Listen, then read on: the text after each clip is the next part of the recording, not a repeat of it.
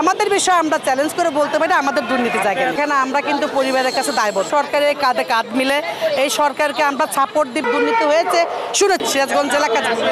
আমার দাবি যেহেতু আমাদের পদটা অপসারণ করা হয়েছে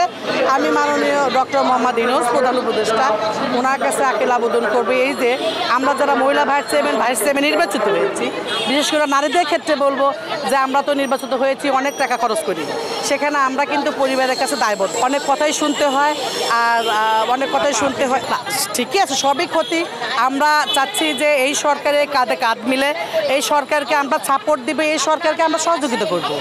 আমরা তো তাই চাচ্ছি আমরা যারা জনগণ আমরা তো দুর্নীতি করার কিছু না ভাই আমাদের যখনই যেইটাই দেয় সেটা উপজেলা চেয়ারম্যান ইউনো মহোদয় যৌথ স্বাক্ষরে বা তদন্ত করে আমাদের মানে যাই দেয় আমাদের দেয় এটা সম্মানী ভাতা সেটা একটা টিউশনে এটা করা যায় না আমি জানি না তার কি ইনকাম কোথায় আছে এটা আমি বলতে পারবো না এটা যার টোটালি ব্যক্তিগত ব্যাপার উনি ওনার ব্যাপার কিন্তু টিউশনিটা হয় না এটা ওনার ব্যাপার কিন্তু আমাদের ও বিষয়ে তো যার আসলে ব্যক্তিগত তার কোথায় আয়ের উৎস আছে সেটা প্রাইভেট থাকে আর টিউশনি থাকে সেটা সে কীভাবে বলছে এটা আমি বলতে পারবো না তবে আমাদের বিষয়ে আমরা চ্যালেঞ্জ করে বলতে পারি আমাদের দুর্নীতি জায়গায় আছে এই দুর্নীতি না অবশ্যই দুর্নীতি কিন্তু এটা যদি সব জায়গায় হয় আপনি এটা মনে করেন দেশে ভালো মানুষ না থাকলে তো দেশ চলে না সব জায়গায় দুর্নীতি হয় তা না সব জায়গায় দুর্নীতি হয় না আমি কিন্তু 2 বার নির্বাচিত করেছি 3 বার তো সেই ক্ষেত্রে উপজেলা পরিষদ একবার নির্বাচন করলেই মানুষ বিবেচনা করে ভোট দেয় যখন 3 বার তাকে ভোট দেয় অবশ্যই তার ভালো ব্যাকগ্রাউন্ড দেখেই ভোট দেয় দুর্নীতি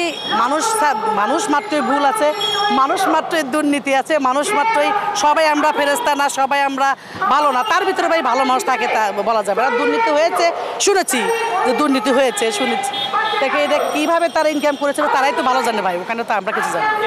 এই বিষয়ে কি বলবো আমি বলুন তো কেন পালাইছে এইটা আমি কি বলবো না আমাদের যেহেতু ভয় পেতে দেখায় না সেটা আমি বিশ্বাস করি না